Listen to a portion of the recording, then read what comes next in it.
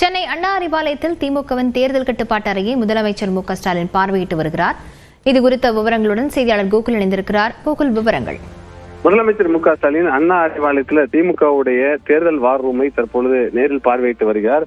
குறிப்பாக இந்த வார் ரூம் மூலமாக பல்வேறு தேர்தல் தொடர்பான பணிகளை இங்கிருந்து ஒருங்கிணைக்கக்கூடிய பணியில திமுக ஏற்பாடு செஞ்சிருக்காங்க.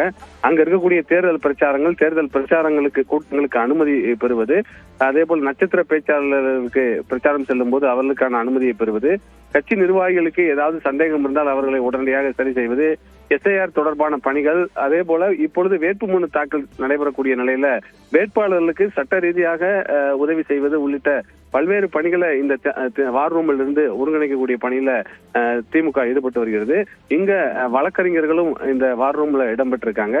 திமுக நிர்வாகிகள் ஒவ்வொரு தொகுதியிலையும் நடைபெறக்கூடிய தேர்தல் பிரச்சாரங்கள், தேர்தல் பணிகளில் ஏதாவது சட்ட ரீதியான உதவிகள் தேவைப்பட்டாலோ, அங்க இருக்கக்கூடிய சந்தேகங்கள் இருந்தாலோ அதை உடனடியாக சரி செய்வதற்கு இந்த வார் ரூமுக்கு ஏற்பாடு செய்யப்பட்டிருக்கிறது. மிகவும் முக்கியமான விஷயம், முதலமைச்சர் ஏற்கனவே குறிப்பிட்டிருக்கார், கூட்டணி கட்சிகளோடு ஒருங்கிணைந்து தேர்தல் பணியாற்ற வேண்டும் என்று. ஏற்கனவே தேநீர் விருதுல கூட்டணி கட்சிகளுக்கு ஒரு முக்கியமான தலைவர்களுக்கு ஒரு முக்கியமான அறிவுறுத்தலை தெரிவித்திருந்தார். அப்போது ஏதாவது திமுக நிர்வாகிகள் கூட்டணி கட்சிகளோடு ஒருங்கிணைந்து பணியாற்றவில்லை என்றால் உடனடியாக வார் ரூமுக்கு தகவல் தெரிவிங்கள், வார் ரூமிலிருந்து எனக்கு உடனடியாக தகவல் தெரிவிக்கப்படும், அவர்கள் மீது கடுமையான நடவடிக்கை எடுக்கப்படும் என்ற ஒரு எச்சரிக்கை விடுத்திருந்தார். அந்த அளவுக்கு இந்த வார் ரூமை திமுக இந்த சட்டமன்ற தேர்தலுக்கு முழுமையாக பயன்படுத்துவதற்காக தயார் செய்யப்பட்டிருக்கிறது. தற்பொழுது முதலமைச்சர் நேரில் வார் ரூமுடைய பணிகள் செயல்பாடுகள் குறித்து நேரில் பார்வையிட்டு கேட்டறிந்து வருகிறார். விவரங்களுக்கு நன்றி கோகுல்.